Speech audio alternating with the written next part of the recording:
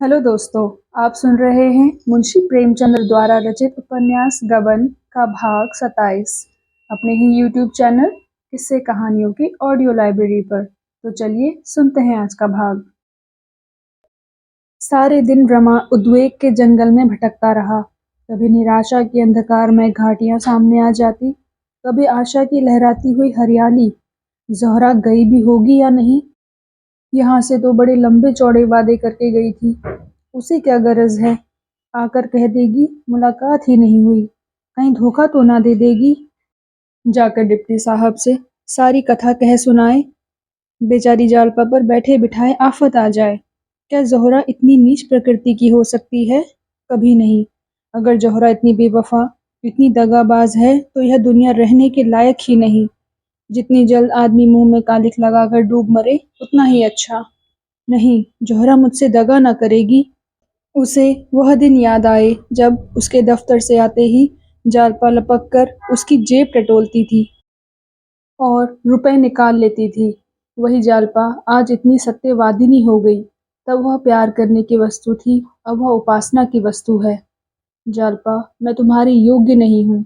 जिस ऊंचाई पर तुम मुझे ले जाना चाहती हो, वहां तक पहुंचने की शक्ति मुझ में नहीं है। वहां पहुंचकर शायद चक्कर खाकर गिर पड़ूं।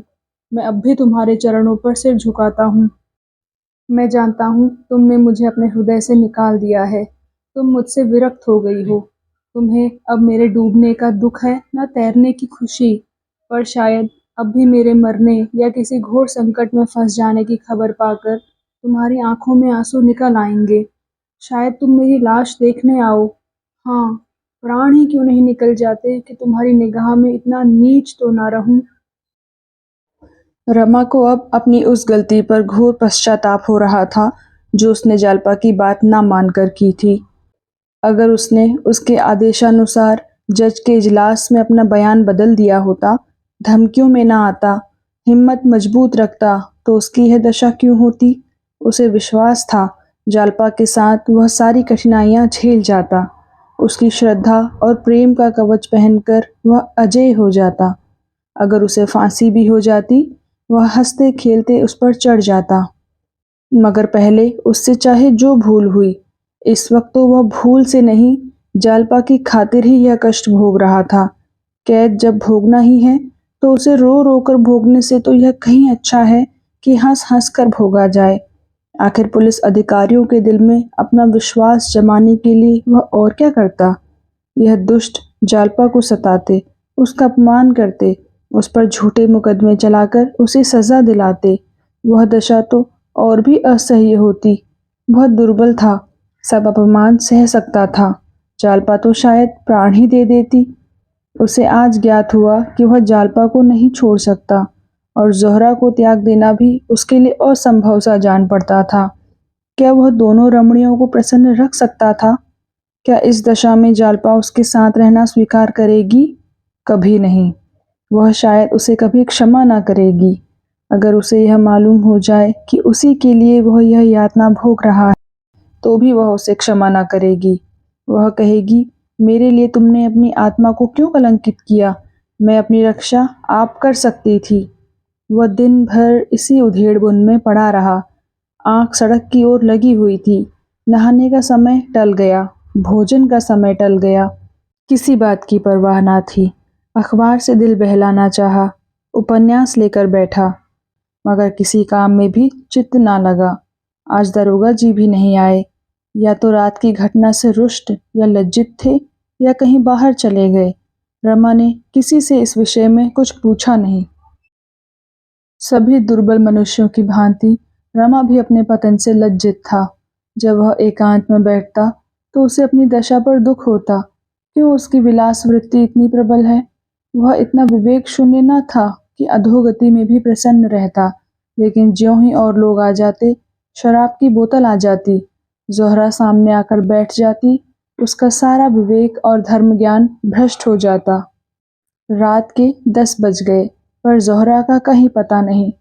फाटक बंद हो गया। रमा को अब उसके आने की आशा न रही, लेकिन फिर भी उसके कान लगे हुए थे कि बात क्या हुई। क्या जालपा उसे मिली ही नहीं, या वह गई ही नहीं? उसने इरादा किया कि अगर कल ज़ोहरा ना आई तो उसके घर पर किसी को भेजूंगा। उसे दो एक झपकियां आई और सवेरा हो गया। फिर वही विकलता शुरू हुई। किसी को उसके घर भेजकर बुलवाना चाहिए। कम से कम यह तो मालूम हो जाए कि वह घर पर है या नहीं। दरोगा के पास जाकर बोला, रात तो आप आपे में ना थे। दरोगा ने ईर्ष्या को छिपाते हुए कहा, यह बात ना थी, मैं महज आपको छेड़ रहा था। रमा बोला, ज़ोहरा रात आई नहीं, जरा किसी को भेजकर पता तो लगवाइए बात क्या है, कहीं नाराज तो नहीं हो गई। दरोगा ने बेदिली से कहा, उसे गरज होगा खुद आएगी, किसी को भेजने की जरूरत नहीं है। रमा ने फिर आग्रह ना किया, समझ गया कि यह हजरत बिगड़ गए, चुपके से चला आया। अब किससे कहे, सबसे यह बात कहना लज्जास्पद मालूम होता था। लोग समझेंगे। यह महाशय एक ही रसिया निकले। दरोगा से तो थोड़ी सी घनिष्ठता हो गई थी। एक हफ्ते तक उसे ज़ोहरा के दर्शन ना हुए। अब उसके आने की कोई आशा न थी। रमा ने सोचा, आखिर बेवफा निकली, उससे कुछ आशा करना मेरी भूल थी। या मुमकिन है पुलिस अधिकारियों ने उसके आने की मनाही कर दी हो। कम से कम मुझे एक पत्र तो लिख सकती थी। मुझे कितना धोखा हुआ, व्यर्थ उससे अपने दिल की बात कही। कहीं इन लोगों से कह दे तो उल्टी आते गले पड़ जाए। मगर ज़ोहरा बेवफाई नहीं कर सकती। रमा की अंतरात्मा इसकी गवाही देती थी। इस बात को किसी तरह स्वीकार न करती थी। शुरू के 10-5 दिन तो जरूर ज़ोहरा ने उसे लुब्ध करने की चेष्टा की थी। फिर अनायास ही उसके व्यवहार में परिवर्तन होने लगा था। वह क्यों बार बार सजल नेत्र होकर कहती थी, बाबूजी मुझे भूल न जाना। उसकी वह हसरत भरी बातें याद आ आकर कपट की शंका को दिल से निकाल देती। जरूर कोई न कोई नई बात हो गई है। वह अक्सर एकांत में बैठकर ज़ोहरा की याद करके बच्चों की तरह रोता। शराब से उसे घृणा हो गई। दरोगा जी आते, इंस्पेक्टर साहब आते, पर रमा को उनके साथ 10-5 मिनट बैठना भी अखरता। वह चाहता था मुझे कोई न छेड़े, कोई न बोले। रसोइया खाने को बुलाने आता तो उसे घुड़क देता। कहीं घूमने या सैर करने की उसकी इच्छा न होती। यहाँ कोई उसका हमदर्द ना था, कोई उसका मित्र ना था। एकांत में मन मारे बैठे रहने में ही उसके चित्त को शांति होती थी। उसकी स्मृतियों में भी अब कोई आनंद ना था। वह स्मृतियां भी मानो उसके हृदय से मिट गई थी। एक प्रकार का विराग उसके दिल पर छाया रहता था। 7वां दिन था। 8 बज गए थे। आज एक बहुत अच्छी फिल्म होने वाली थी। एक प्रेम कथा थी। दरोगा जी ने आकर रमा से कहा तो वह चलने को तैयार हो गया। कपड़े पहन रहा था कि ज़ोहरा आ पहुंची। रमा ने उसकी तरफ एक बार आंख उठाकर देखा, फिर आईने में अपने बाल संवारने लगा। ना कुछ बोला न कहा। हाँ, ज़ोहरा का वह सादा आभूषणहीन स्वरूप देखकर उसे कुछ आश्चर्य अवश्य हुआ। वह केवल एक सफेद साड़ी पहने हुए थी। आभूषण का एक तार भी उसकी देह पर ना था। होंठ मुरझाए हुए और चेहरे पर क्रीड़ामय चंचलता की जगह तेजमय गंभीरता झलक रही थी। वह 1 मिनट खड़ी रही, तब रमा के पास जाकर बोली, क्या मुझसे नाराज हो? बेकसूर, बिना कुछ पूछे गच्छे। रमा ने फिर भी कुछ जवाब न दिया, जूते पहनने लगा। ज़ोहरा ने उसका हाथ पकड़कर कहा, क्या यह खफगी इसलिए है कि मैं इतने दिन आई क्यों नहीं? रमा ने रुखाई से जवाब दिया, अगर तुम अब भी ना आती तो मेरा क्या अख्तियार था? तुम्हारी दया थी कि चली आई। यह कहने के साथ उसे ख्याल आया कि मैं इसके साथ अन्याय कर रहा हूँ। लज्जित नेत्रों से उसकी ओर ताकने लगा। ज़ोहरा ने मुस्कुराकर कहा, यह अच्छी दिल लगी है। आपने ही तो एक काम सौंपा और जब वह काम करके लौटी तो आप बिगड़ रहे हैं। क्या तुमने वह काम इतना आसान समझा था कि चुटकी बजाने में पूरा हो जाएगा? तुमने मुझे उस देवी से वरदान लेने भेजा था जो ऊपर से फूल है पर भीतर से पत्थर, जो इतनी नाजुक होकर भी इतनी मजबूत है। रमा ने बेदिली से पूछा, है कहाँ? क्या करती है? ज़ोहरा बोली, उसी दिनेश के घर है जिसको फांसी की सजा हो गई है। उसके 2 बच्चे हैं, औरत है और माँ है। दिन भर उन्हीं बच्चों को खिलाती है। बुढ़िया के लिए नदी से पानी लाती है। घर का सारा काम काज करती है और उनके लिए बड़े बड़े आदमियों से चंदा मांग लाती है। दिनेश के घर में ना कोई जायदाद है ना रुपए। लोग बड़ी तकलीफ में थे, कोई मददगार तक ना था जो जाकर उन्हें ढांढस तो देता। जितने साथी सोहबती थे सब के सब मुंह छिपा बैठे। 2-3 फाके तक हो चुके थे। जालपा ने जाकर उनको जिला लिया। रमा की सारी बेदिली काफुर हो गई। जूता छोड़ दिया और कुर्सी पर बैठकर बोला, तुम खड़ी क्यों हो? शुरू से बताओ। तुमने तो बीच में ही कहना शुरू किया। एक भी मत छोड़ना। तुम पहले उसके पास कैसे पहुंची? पता कैसे लगा? ज़ोहरा बोली, कुछ नहीं, पहले उसी देवीदीन खटिक के पास गई। उसने दिनेश का घर का पता बता दिया। चटपट जा पहुंची। रमा बोला, तुमने उसे पुकारा क्या? तुम्हें देखकर कुछ चौंकी नहीं? कुछ झिझकी तो जरूर होगी। ज़ोहरा मुस्कुराकर बोली, मैं इस रूप में न थी। देवीदीन के घर से मैं अपने घर गई और ब्रह्म समाजी लेडी का स्वांग भरा। न जाने मुझ में ऐसी कौन सी बात है जिससे दूसरों को फौरन पता चल जाता है कि मैं कौन हूँ या क्या हूँ। और ब्रह्मी लेडियों को देखती हूँ, कोई उनकी तरफ आंखें तक नहीं उठाता। मेरा पहनावा ओढ़ावा वही है। मैं भड़कीले कपड़े या फजूल के गहने बिल्कुल नहीं पहनती। फिर भी सब मेरी तरफ आंखें फाड़ फाड़ कर देखते हैं। मेरी असलियत नहीं छिपती। यही खौफ मुझे था कि कहीं जालपा भांप न जाए। लेकिन मैंने दांत खूब साफ कर लिए थे। पान का निशान तक ना था। मालूम होता था किसी कॉलेज की लेडी टीचर होगी। इस शक्ल में मैं वहां पहुंची। ऐसी सूरत बना ली कि वह क्या कोई भी न भांप सकता था। पर्दा ढका रह गया। मैंने दिनेश की माँ से कहा, मैं यहाँ यूनिवर्सिटी में पढ़ाती हूँ। अपना घर मुंगेर बतलाया। बच्चों के लिए मिठाई ले गई। हमदर्द का पार्ट खेलने गई थी और मेरा ख्याल है कि मैंने खूब खेला। दोनों औरतें बेचारी रोने लगी। मैं भी जब्त ना कर सकी। उनसे कभी कभी मिलते रहने का वादा किया। जालपा इसी बीच में गंगा जल लिए पहुंची। मैंने दिनेश की माँ से बंगला में पूछा, क्या यह कहारिन है? उसने कहा, नहीं, यह भी तुम्हारी ही तरह हम लोगों के दुख में शरीक होने आ गई है। यहाँ इनका शौहर किसी दफ्तर में नौकर है। और तो कुछ नहीं मालूम। रोज सवेरे आ जाती है और बच्चों को खिलाने ले जाती है। मैं अपने हाथ से गंगा जल लाया करती थी। मुझे रोक दिया और खुद लाती है। हमें तो इन्होंने जीवन दान दिया। कोई आगे पीछे न था। बच्चे दाने दाने को तरसते थे। जब से यह आ गई हैं, हमें कोई कष्ट नहीं है। न जाने किस शुभ कर्म का यह वरदान हमें मिला है। उस घर के सामने ही एक छोटा सा पार्क है। मोहल्ले भर के बच्चे वहाँ खेला करते हैं। शाम हो गई थी।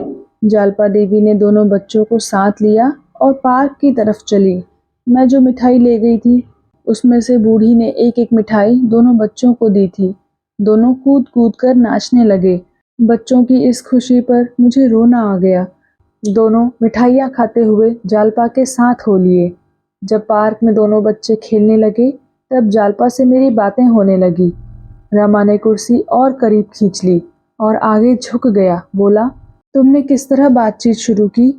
ज़ोहरा बोली, कह तो रही हूँ। मैंने पूछा, जालपा देवी तुम कहाँ रहती हो? घर की दोनों औरतों से तुम्हारी बढ़ाई सुनकर तुम्हारे ऊपर आशिक हो गई हूँ। रमा ने पूछा, यही लफ्ज़ कहा था तुमने? ज़ोहरा बोली, हाँ, जरा मजाक करने की सूझी।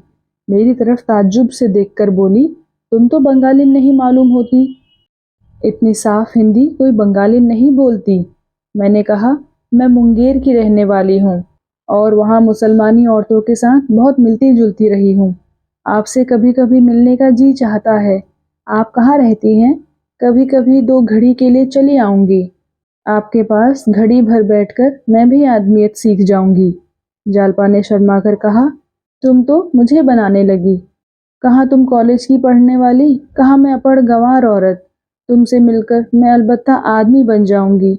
जब जी चाहे यहीं चले आना। यही मेरा घर समझो। मैंने कहा, तुम्हारे स्वामी जी ने तुम्हें इतनी आज़ादी दे रखी है। बड़े अच्छे ख्यालों के आदमी होंगे। किस दफ्तर में नौकर हैं? जालपा ने अपने नाखूनों को देखते हुए कहा, पुलिस में उम्मीदवार हैं। मैंने ताज्जुब से पूछा, पुलिस के आदमी होकर वह तुम्हें यहाँ आने की आज़ादी देते हैं? जालपा इस प्रश्न के लिए तैयार ना मालूम होती थी। कुछ चौंक कर बोली, वह मुझसे कुछ नहीं कहते। मैंने उनसे यहाँ आने की बात नहीं कही। वह घर बहुत कम आते हैं। वहीं पुलिस वालों के साथ रहते हैं। उन्होंने एक साथ 3 जवाब दिए। फिर भी उन्हें शक हो रहा था कि इनमें से कोई जवाब इत्मीनान के लायक नहीं है। वह कुछ खिसियानी सी होकर दूसरी तरफ ताकने लगी।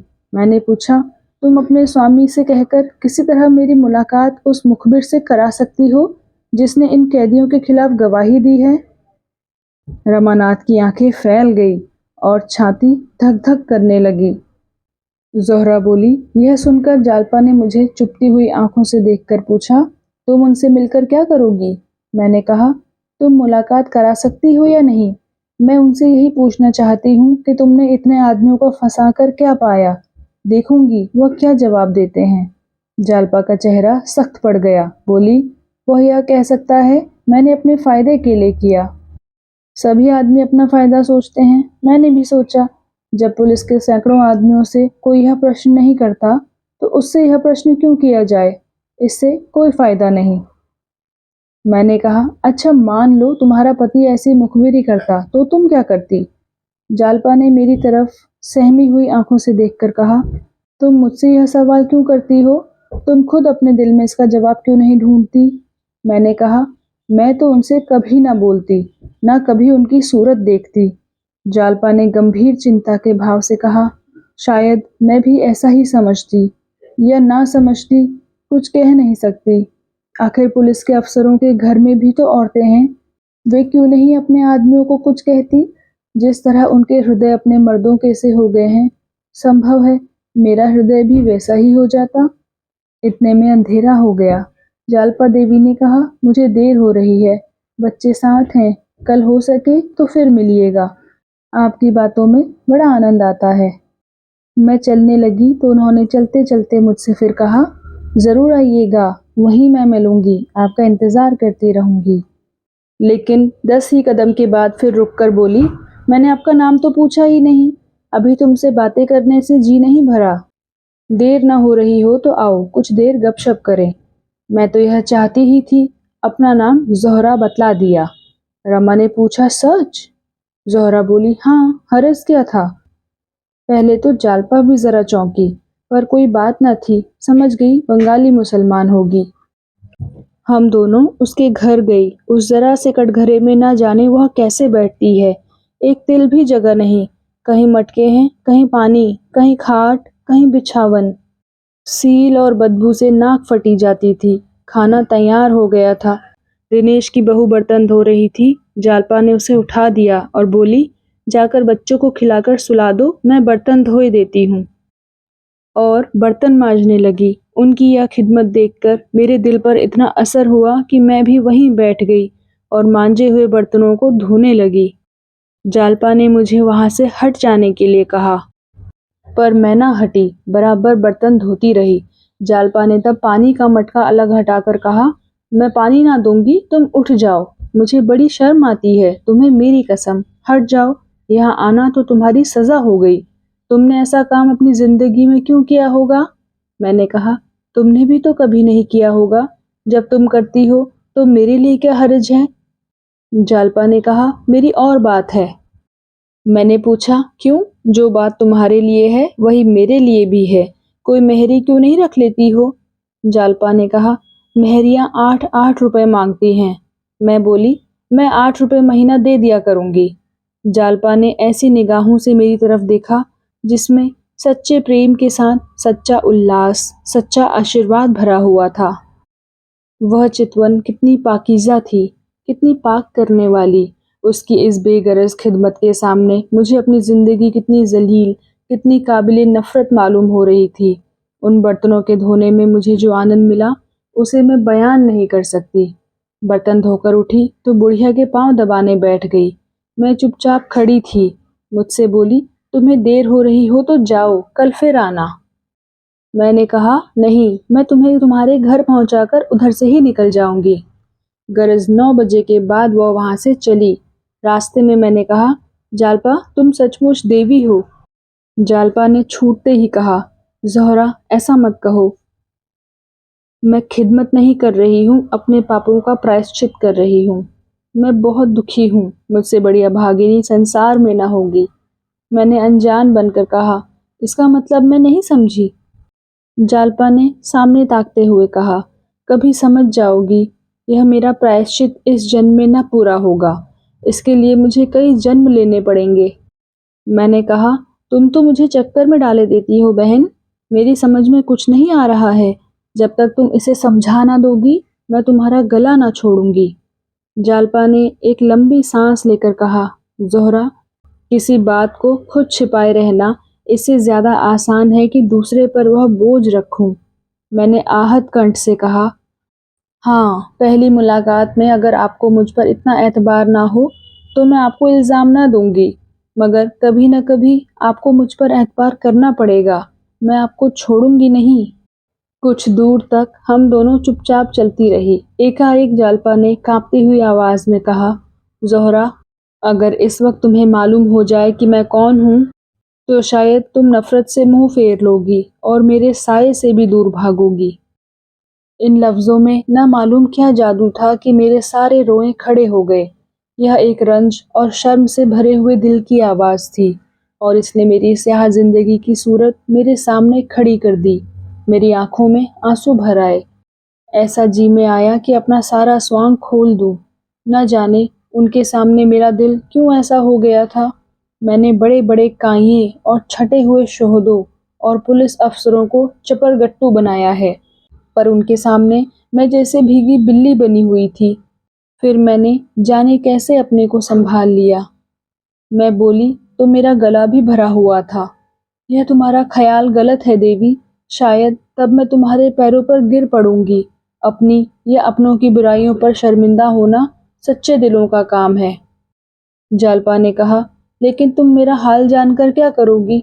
बस इतना ही समझ लो कि एक गरीब अभागिन औरत हूँ, जिसे अपने ही जैसे अभागे और गरीब आदमियों के साथ मिलने जुलने में आनंद आता है। इसी तरह वह बार बार टालती रही, लेकिन मैंने पीछा ना छोड़ा। आखिर उसके मुंह से बात निकाल ही ली। रमा बोला, ऐसे नहीं, सब कुछ कहना पड़ेगा। ज़ोहरा बोली, अब आधी रात तक की कथा कहाँ तक सुनाऊं, घंटों लग जाएंगे। जब मैं बहुत पीछे पड़ी तो उन्होंने आखिर में कहा, मैं उसी मुखबिर की बदनसीब औरत हूँ जिसने इन कैदियों पर यह आफत ढाई है। यह कहते कहते वह रो पड़ी। फिर जरा आवाज को संभाल कर बोली, हम लोग इलाहाबाद के रहने वाले हैं। एक ऐसी बात हुई कि इन्हें वहां से भागना पड़ा। किसी से कुछ कहा ना सुना, भाग आए। कई महीनों में पता चला कि वह यहाँ है। रमा ने कहा, इसका भी किस्सा है, तुमसे बताऊंगा कभी। जालपा के सिवा और किसी को यह ना सूझती। ज़ोहरा बोली, यह सब मैंने दूसरे दिन जान लिया। अब मैं तुम्हारे रग रग से वाकिफ हो गई। जालपा मेरी सहेली है। शायद ही अपनी कोई बात उन्होंने मुझसे छिपाई हो। कहने लगी, ज़ोहरा, मैं बड़ी मुसीबत में फंसी हुई हूँ। एक तरफ तो कई आदमियों की जान और कई खानदानों की तबाही है, दूसरी तरफ अपनी तबाही है। मैं चाहूँ तो आज इन सबों की जान बचा सकती हूँ। मैं अदालत को ऐसा सबूत दे सकती हूँ कि फिर मुखबिर की शहादत की कोई हकीकत ही ना रह जाएगी, पर मुखबिर को सजा से नहीं बचा सकती। इस दुविधा में मैं पड़ी नरक का कष्ट झेल रही हूँ। न यही होता है कि इन लोगों को मरने दूं और न यही हो सकता है कि रमा को आग में झोंक दूं। यह कहकर वह रो पड़ी और बोली, बहन, मैं खुद मर जाऊंगी पर उनका अनिष्ट मुझसे ना होगा। न्याय पर उन्हें भेंट नहीं कर सकती। अभी देखती हूँ क्या फैसला होता है। नहीं कह सकती उस वक्त मैं क्या कर बैठूं। शायद वहीं हाई कोर्ट में सारा किस्सा कह सुनाऊं। शायद उसी दिन जहर खाकर सो रहूं। इतने में देवीदीन का घर आ गया। हम दोनों विदा हुई। जालपा ने मुझसे बहुत इसरार किया कि कल इसी वक्त फिर आना। दिन भर तो उन्हें बात करने की फुर्सत नहीं रहती, बस वही शाम को मौका मिलता है। वह इतने रुपए जमा कर देना चाहती थी कि कम से कम दिनेश के घर वालों को कोई तकलीफ ना हो। 200 रुपए से ज्यादा जमा कर चुकी है। मैंने भी 5 रुपए दिए। मैंने 2-1 बार जिक्र किया कि आप इन झगड़ों में ना पड़िए, अपने घर चले जाइए, लेकिन मैं साफ साफ कहती हूँ, मैंने कभी जोर देकर यह बात ना कही। जब जब मैंने इसका इशारा किया, उन्होंने ऐसा मुंह बनाया गोया वह यह बात सुनना भी नहीं चाहती। मेरे मुंह से पूरी बात कभी ना निकलने पाई। एक बात है, कहो तो बताऊं। रमा ने मानो ऊपरी मन से कहा, क्या बात है? ज़ोहरा बोली, डिप्टी साहब से कह दूं वह जालपा को इलाहाबाद पहुंचा दें, उन्हें कोई तकलीफ ना होगी। बस दो औरतें उन्हें स्टेशन तक बातों में लगा ले जाएंगी, वहाँ गाड़ी तैयार मिलेगी, वह उसमें बैठा दी जाएंगी, या कोई और तदबीर सोचो। रमा ने ज़ोहरा की आंखों से आंख मिलाकर कहा, क्या यह मुनासिब होगा? ज़ोहरा ने शर्मा कर कहा, मुनासिब तो ना होगा। रमा ने चटपट जूते पहन लिए और ज़ोहरा से पूछा, देवीदीन के ही घर पर रहती है ना? ज़ोहरा उठ खड़ी हुई और उसके सामने आकर बोली, तो क्या इस वक्त जाओगे? रमा बोला, हाँ ज़ोहरा, इसी वक्त चला जाऊंगा। बस उनसे दो बातें करके उस तरफ चला जाऊंगा जहाँ मुझे अब से बहुत पहले चला जाना चाहिए था। ज़ोहरा बोली, मगर कुछ सोच तो लो, नतीजा क्या होगा? रमा बोला, सब सोच चुका। ज्यादा से ज्यादा 3-4 साल की कैद दरोग बयानी के जुर्म में। बस अब रुखसत। भूल मत जाना ज़ोहरा, शायद फिर कभी मुलाकात हो। रमा बरामदे से उतरकर सहन में आया और एक क्षण में फाटक के बाहर था। दरबान ने पूछा, हुजूर ने दरोगा जी को इत्तला कर दी है? रमा बोला, इसकी कोई ज़रूरत नहीं। चौकीदार बोला, मैं ज़रा उनसे पूछ लूँ, मेरी रोज़ी क्यों ले रहे हैं हुजूर? रमा ने कोई जवाब नहीं दिया, तेजी से सड़क पर चल खड़ा हुआ। ज़ोहरा निस्पंद खड़ी उसे हसरत भरी आंखों से देख रही थी। रमा के प्रति ऐसा प्यार, ऐसा विकल करने वाला प्यार उसे कभी न हुआ था, जैसे कोई वीर बाला अपने प्रियतम को समर भूमि की ओर जाते देखकर गर्व से फूली न समाती हो। चौकीदार ने लपक कर दरोगा से कहा, वह बेचारे खाना खाकर लेटे ही थे। घबराकर निकले, रमा के पीछे दौड़े और पुकारा, बाबू साहब जरा सुनिए तो, 1 मिनट रुक जाइए। इससे क्या फायदा? कुछ मालूम तो हो आप कहाँ जा रहे हैं? आखिर बेचारे एक बार ठोकर खाकर गिर पड़े। रमा ने लौटकर उन्हें उठाया और पूछा, कहीं चोट तो नहीं आई? दरोगा बोला, कोई बात ना थी, जरा ठोकर खा गया था। आखिर आप इस वक्त कहाँ जा रहे हैं? सोचिए तो इसका नतीजा क्या होगा? रमा बोला, मैं 1 घंटे में लौट आऊंगा। जालपा को शायद मुखालिफों ने बहकाया है कि तू हाईकोर्ट में एक अर्जी दे दे। जरा उसे जाकर समझाऊं। दरोगा बोला, यह आपको कैसे मालूम हुआ? रमा बोला, ज़ोहरा कहीं सुन आई है। दरोगा बोला, बड़ी बेवफा औरत है, ऐसी औरत का सिर काट लेना चाहिए। रमा बोला, इसलिए तो जा रहा हूँ, या तो इसी वक्त उसे स्टेशन पर भेज कर आऊँगा या इस बुरी तरह पेश आऊँगा कि वह भी याद करेगी। ज़्यादा बातचीत का मौका नहीं है, रात भर के लिए मुझे इस कैद से आज़ाद कर दीजिए। दरोगा बोला, मैं भी चलता हूँ, ज़रा ठहर जाइए। रमा बोला, जी नहीं, बिल्कुल मामला बिगड़ जाएगा, मैं अभी आता हूँ। दरोगा लाजवाब हो गए, 1 मिनट तक खड़े सोचते रहे, फिर लौट पड़े और ज़ोहरा से बातें करते हुए पुलिस स्टेशन की तरफ चले गए। उधर रमा ने आगे बढ़कर एक टांगा किया और देवीदीन के घर जा पहुंचा। जालपा दिनेश के घर से लौटी थी और बैठी जग्गू और देवीदीन से बातें कर रही थी। वह इन दिनों एक ही वक्त खाना खाया करती थी। इतने में रमा ने नीचे से आवाज़ दी। देवीदीन उसकी आवाज़ पहचान गया, बोला, भैया हैं शायद। जालपा बोली, कह दो यहाँ क्या करने आए हैं, वहीं जाएं। देवीदीन बोला, नहीं बेटी, जरा पूछ तो लूं क्या कहते हैं, इस वक्त कैसे उन्हें छुट्टी मिली? जालपा बोली, मुझे समझाने आए होंगे और क्या, मगर मुंह धो रखें। देवीदीन ने द्वार खोल दिया। रमा ने अंदर आकर कहा, दादा, तुम मुझे यहाँ देखकर इस वक्त ताज्जुब कर रहे होंगे। 1 घंटे की छुट्टी लेकर आया हूँ। तुम लोगों से अपने बहुत से अपराधों को क्षमा कराना था। जालपा ऊपर है क्या? देवीदीन बोला, हाँ है तो, अभी आई है, बैठो, कुछ खाने को लाऊं? रमा बोला, नहीं, मैं खाना खा चुका हूँ, बस जालपा से तो बातें करना चाहता हूँ। देवीदीन बोला, वह मानेंगी नहीं, नाहक शर्मिंदा होना पड़ेगा, मानने वाली औरत नहीं है। रमा बोला, मुझसे दो दो बातें करेंगी या मेरी सूरत ही नहीं देखना चाहती? जरा जाकर पूछ लो। देवीदीन बोला, इसमें पूछना क्या है, दोनों बैठी तो हैं, जाओ, तुम्हारा घर जैसे तब था वैसे अब भी है। रमा बोला, नहीं दादा, उनसे पूछ लो, मैं यों ना जाऊंगा। देवीदीन ने ऊपर जाकर कहा, तुमसे कुछ कहना चाहते हैं बहू? जालपा मुंह लटकाकर बोली, तो कहते क्यों नहीं, मैंने कुछ जुबान बंद कर दी है? जालपा ने यह बात इतनी जोर से कही थी कि नीचे रमा ने भी सुन ली। कितनी निर्ममता थी, उसकी सारी मिलन लालसा मानो उड़ गई। नीचे से ही खड़े खड़े बोला, वह अगर मुझसे नहीं बोलना चाहती तो कोई ज़बरदस्ती नहीं। मैंने जज साहब से सारा कच्चा चिट्ठा कह सुनाने का निश्चय कर लिया है। इसी इरादे से इस वक्त चला हूँ। मेरी वजह से इनको इतने कष्ट हुए, इसका मुझे खेद है। मेरी अक्ल पर पर्दा पड़ा हुआ था। स्वार्थ ने मुझे अंधा कर रखा था। प्राणों के मोह ने, कष्टों के भय ने बुद्धि हर ली थी। कोई ग्रह सिर पर सवार था। इनके अनुष्ठानों ने उस ग्रह को शांत कर दिया। शायद 2-4 साल के लिए सरकार की मेहमानी खानी पड़े, इसका भय नहीं। जीता रहा तो फिर भेंट होगी। नहीं, मेरी बुराइयों को माफ करना और मुझे भूल जाना। तुम भी देवी दादा और दादी, मेरे अपराध क्षमा करना। तुम लोगों ने मेरे ऊपर जो दया की है वह मरते दम तक ना भूलूंगा।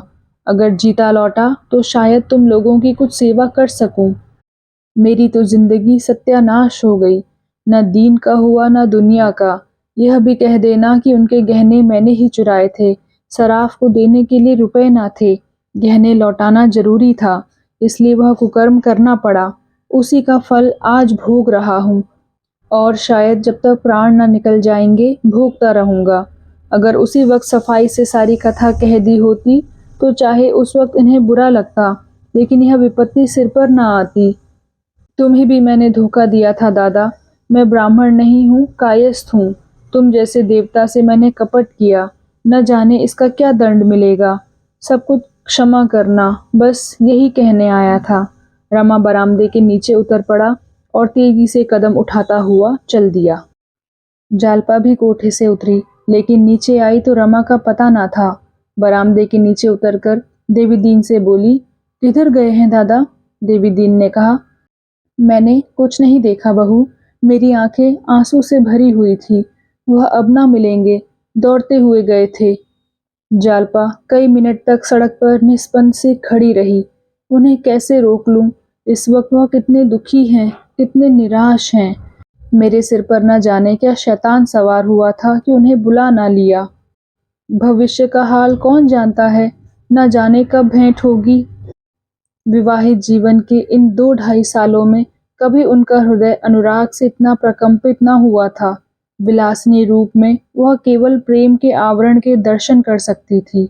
आज त्यागिनी बनकर उसने उसका असली रूप देखा। कितना मनोहर, कितना विशुद्ध, कितना विशाल, कितना तेजोमय। विलासिनी ने प्रेमोद्यान को दीवारों से देखा था। वह उसी में खुश थी। त्यागिनी बनकर वह उस उद्यान के भीतर पहुंच गई थी। कितना रम्य दृश्य था, कितनी सुगंध, कितना वैचित्र्य, कितना विकास। इसकी सुगंध में, इसकी रम्यता में देवत्व भरा हुआ था। प्रेम अपने उच्चतर स्थान पर पहुंचकर देवत्व से मिल जाता है। जालपा को अब कोई शंका नहीं है। इस प्रेम को पाकर वह जन्म जन्मांतरों तक सौभाग्यवती बनी रहेगी। इस प्रेम ने उसे वियोग, परिस्थिति और मृत्यु के भय से मुक्त कर दिया, उसे अभय प्रदान कर दिया। इस प्रेम के सामने अब सारा संसार और उसका अखंड वैभव तुच्छ है। इतने में ज़ोहरा आ गई। जालपा को पटरी पर खड़े देखकर बोली, वहां कैसे खड़ी हो बहन? आज तो मैं ना आ सकी। चलो, आज मुझे तुमसे बहुत सी बातें करनी है। दोनों ऊपर चली गई। तो दोस्तों, कैसा लगा आपको आज का भाग? कृपया कमेंट सेक्शन में लिखकर ज़रूर बताइएगा। मिलती हूँ आपसे अगले भाग के साथ। तब तक के लिए धन्यवाद।